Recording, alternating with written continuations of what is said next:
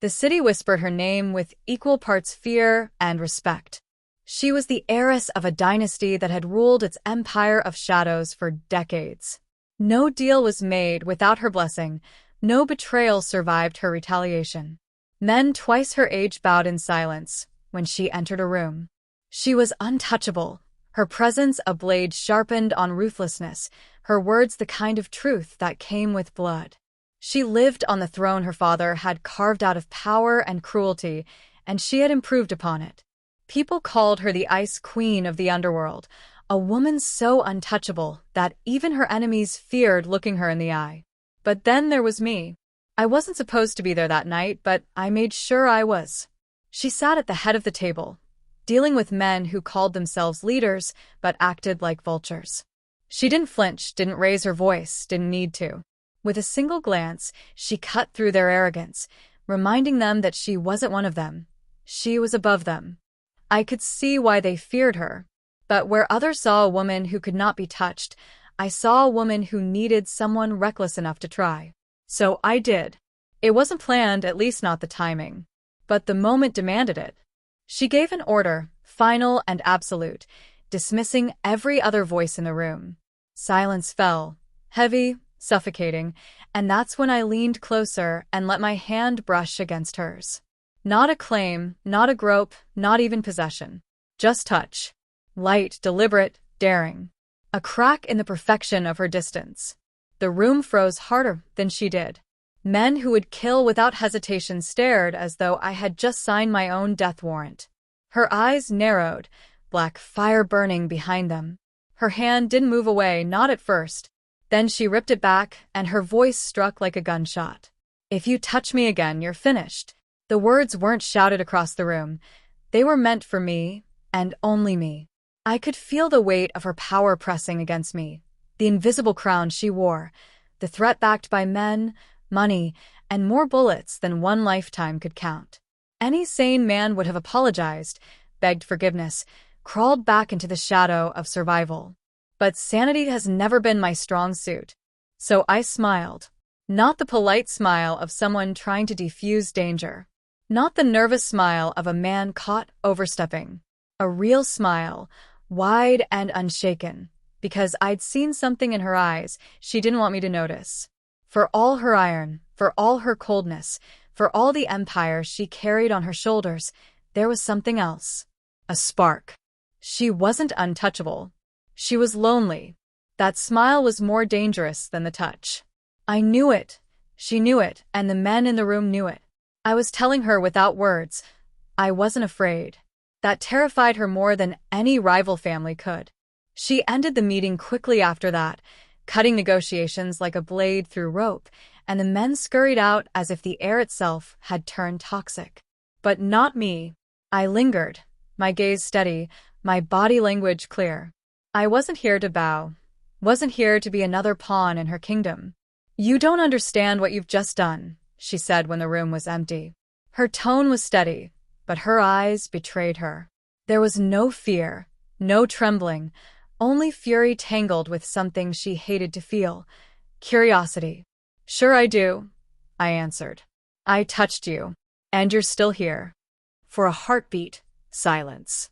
Then she laughed, not the sweet laugh of a woman charmed, but the sharp laugh of disbelief. The kind of laugh that said she didn't know whether to slit my throat or keep me around just to see how far I'd push her. "You're reckless. You're bored." The exchange wasn't a duel of words. It was war, quiet and invisible, fought not with guns but with defiance. And for the first time in her reign, she had met someone who didn't play by her rules. She wanted to hate me for it. She told herself she did.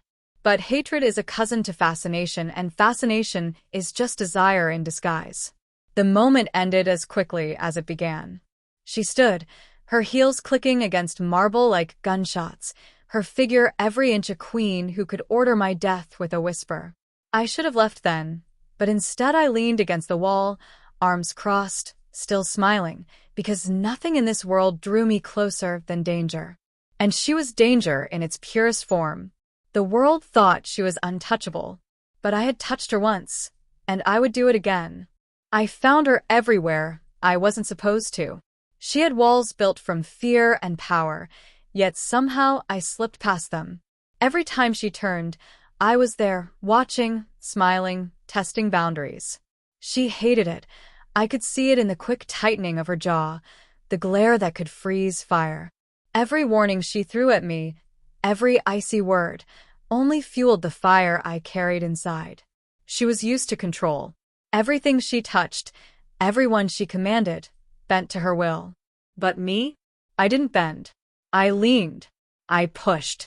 I tested. And she despised it. But under that disdain, I sensed fascination, even if she'd never admit it. Our encounters became a game of defiance, a chessboard where every move was deliberate. She ordered her men to handle situations, to keep people in line. I bypassed them, entered her orbit with audacity that should have earned me a death sentence. Yet she never stopped me. She wanted to. She tried. But the closer she pushed, the closer I drew. You can't just keep showing up, she spat once, her voice cutting through the tension between us. One more misstep, and it's over. I didn't move. I let my fingers brush against hers in passing.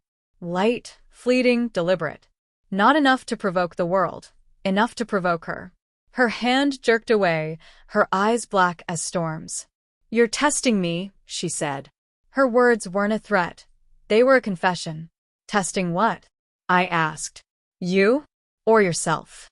Every argument, every sharp exchange, pulled us closer in ways neither of us admitted. She would glare, I would smirk. She would threaten, I would lean in. She wanted me gone, but every action she took betrayed her desire to keep me near. She couldn't control me, but she couldn't ignore me either. There was one moment, an evening charged with the tension we had built. I let my hand linger just enough to graze hers as we passed. She froze, lips tightening, eyes flicking to mine with an intensity that could have split steel. The room didn't matter, the men didn't matter, the empire didn't matter. In that fraction of time, there was only us, locked in defiance and unspoken understanding. She was ruthless. She had to be. Every misstep in her life had been punished by death or betrayal. But here, in this dance we had created, she met someone who refused to respect her armor. I wasn't bending to her authority, wasn't impressed by her reputation, wasn't afraid of her fury. I existed outside the rules she had spent a lifetime enforcing, and that frightened her more than any rival ever could. "You think this is a game," she said, her voice low, deadly. "I know it's a game," I replied, "and I know how to play it better than you." Her glare sharpened, but I saw the crack. A flicker of something forbidden, curiosity, intrigue, even the smallest spark of enjoyment. She hated it. She hated me. She hated herself for noticing that she didn't. We were unstoppable in our tension, unstoppable in our attraction masked as rivalry. Every touch, every glance, every whispered word pulled us closer without a single acknowledgement of it. The lines were blurred, and she knew it. Her defenses could withstand armies, her will could command empires, but it faltered against the audacity I brought to her life. And I continued. Every encounter, subtle, deliberate. A hand on her shoulder to stop her from moving too fast, a brush of fingers as I handed her documents, a deliberate proximity when she expected distance. Every move calculated to provoke, not to humiliate, but to unravel the carefully constructed fortress she carried around herself. She warned me. She cursed me. She demanded I leave. And every time I stayed, smiling, unafraid, because she was human and humans could be challenged. Humans could be touched. Humans could be broken. And she was the most human of them all, despite every story of invincibility. The tension wasn't just personal, it was survival. A rival family had learned her patterns, her weaknesses, and they were closing in. Every careless glance, every gesture, could cost us our lives.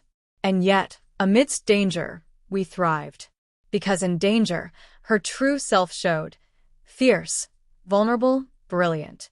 And I was there to see it, to push, to test, to provoke.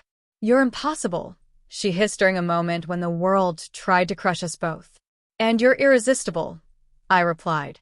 Her eyes widened, and for a moment, the icy mask melted, revealing the woman beneath, brilliant, commanding, untouchable, but undeniably human. The realization hit her, sharp and unwelcome. She couldn't control me. She couldn't command me. And in that inability, she felt something she hadn't felt in years: need. And I knew it, because I wasn't just testing her boundaries anymore. I was rewriting them. Every touch, every glance, every smirk, every daring act was a challenge to her empire of control. She couldn't resist me, not because she was weak, but because she was human. And humans are predictable in one way. They respond to fire with fire, desire with temptation, fascination with audacity. The game escalated when threats from outside forced us into an uneasy truce. We had to cooperate, to fight alongside each other, to survive. And as we moved through that chaos, our connection became undeniable, even if unspoken. She didn't trust easily, and I didn't ask for it. But I tested her, touched her, provoked her, and in every act, I saw cracks that spoke louder than words ever could. The spark was lit. The tension was real. The defiance between us was not just desire. It was survival, attraction, and power fused into one dangerous, intoxicating game. She hated me. She needed me. And she would never admit it. And I would never stop. The danger outside was relentless, but it became irrelevant the moment we faced it together. The rival family didn't care about etiquette, rules, or reputation. They only wanted to take her empire and anyone who dared stand in their way. And I stood. Side by side, we moved like a single entity, instincts honed, reactions synced. She had the skill, the ruthlessness, the sharp mind that made her untouchable. I had the recklessness, the audacity, the disregard for rules that made her world unpredictable. Together, we were chaos refined, a force neither expected to survive, yet impossible to defeat. In those moments, the walls she had built around herself began to crack. I saw the exhaustion in her eyes, the tightness in her jaw, the tension in her shoulders. She had carried this empire alone for so long, faced enemies with nothing but fire and strategy, yet now she had someone at her side who refused to back down, someone unafraid of her power, someone who didn't bow to her will. We fought. We survived. And in between the moments of life and death, her defiance softened, her anger mingled with something unspoken. A glance here, a brush of hands there, every touch deliberate, every touch testing her boundaries, but also comforting her without permission. She felt it and hated it. She felt it and wanted it. "You shouldn't be here," she said during a quiet instant, her voice low, almost a whisper that didn't reach outside our bubble of chaos. "I'm always where I need to be," I replied, letting my hand graze hers again. Not defiant this time, not playful, but grounding.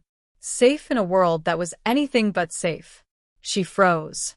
That small touch carried more meaning than any words.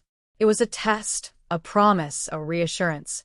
Her hand didn't move away, though she wanted it to. The armor she wore so meticulously for years faltered for just a heartbeat. And that was enough for both of us. The missions, the fights, the constant threat of betrayal, they all became catalysts for connection. She was brilliant in combat and strategy, fearless under pressure, but even she was human.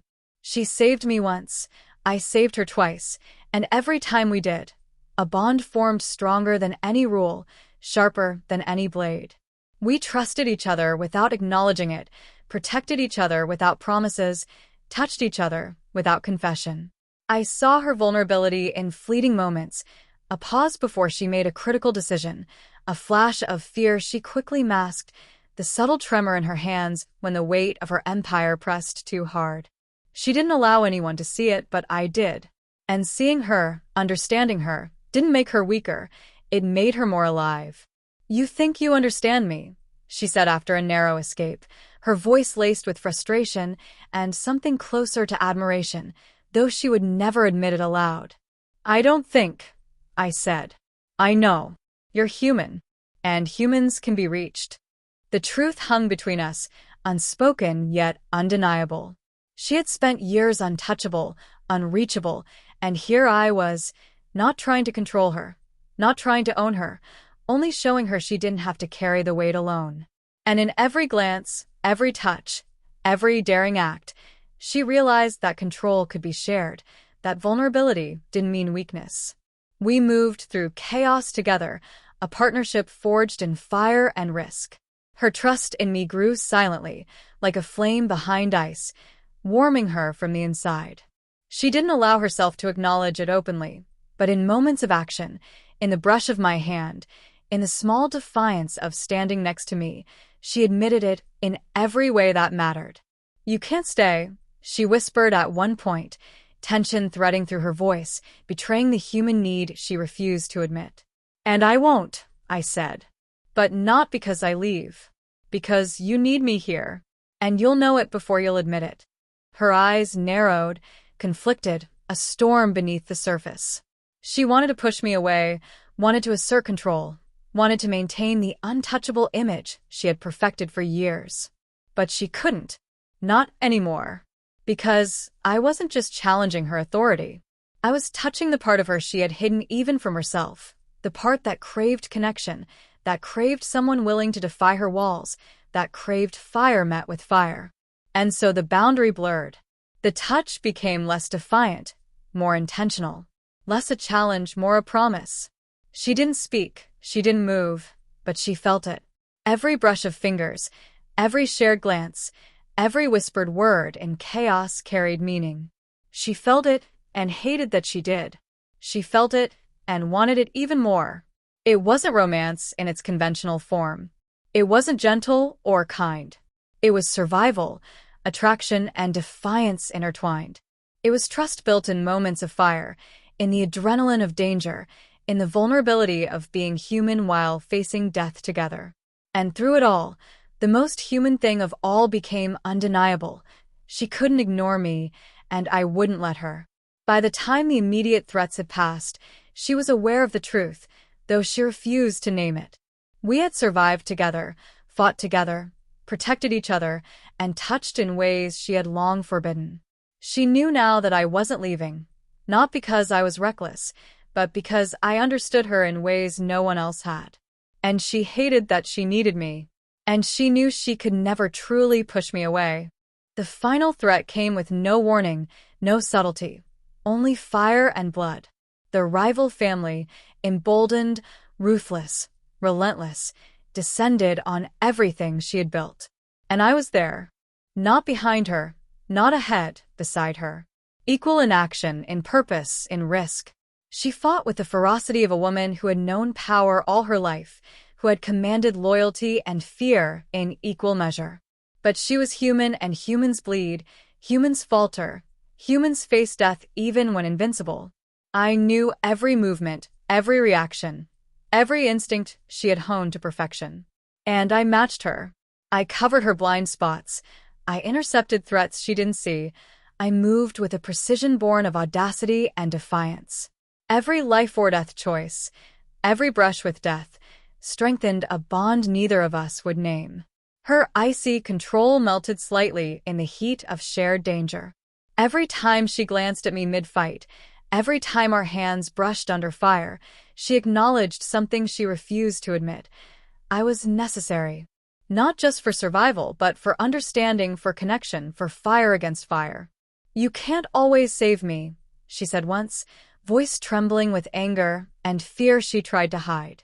"I don't plan to," I replied. "I plan to make sure you never have to face it alone." The words cut deeper than any blade. Her walls, perfected over decades, crumbled in the crucible of chaos. She realized that control meant nothing without someone who dared to challenge it, who dared to share the weight, who dared to exist alongside her without fear. The enemy closed in, but we were unstoppable in combination. She anticipated, I acted, and together we became an unbroken chain of instinct and defiance. Every move we made was survival, but in every move, there was trust. Every glance carried unspoken agreement. Every touch carried defiance, turned into intimacy. And for the first time, she accepted it. Not fully, not without resistance, but enough to let it matter. We fought back the final wave, the rival family breaking, collapsing under the force of our unity. Every thread eliminated, every blade turned, every danger survived. And in the aftermath, she stood, breathing hard, bloodied but unbowed. I approached, careful but certain, and the moment shifted. "You're impossible," she said, voice soft now, stripped of the ice that defined her. "And you're human," I said. "And that's why I stayed." She didn't argue. She didn't glare. She didn't threaten. The defiance remained, but it was tempered by something new: acknowledgement. She had faced death, faced betrayal, faced fire, and in all of it, she had discovered the truth. She didn't need to be untouchable. She didn't need to carry everything alone. She didn't need to fight me away. The brush of my hand came again, deliberate, unafraid. Not teasing, not testing, not challenging, but grounding, safe, Fierce. Real. She felt it and did not move away. And in that small act, in that singular touch, the walls fell further. She realized she had wanted it all along. The fire, the defiance, the reckless audacity, and the human connection that was impossible to resist. She could have pulled back, reclaimed control, reasserted her untouchable image. But she didn't. Because humans are predictable in one way: when faced with fire, they recognize the heat they cannot deny. And she recognized it, recognized me. I didn't wait. I leaned in, hands steady, eyes unwavering. Not to claim, not to dominate, not to test. Only to exist in the space between her defenses and her humanity. And for the first time, she let me. She let herself feel without armor, without strategy, without the empire dictating her every move. The battle outside had ended, but the war between us had transformed. What was once defiance became trust. What was once tension became desire. What was once fire met fire became a shared blaze neither could extinguish. She had shouted, she had threatened, she had worn me away.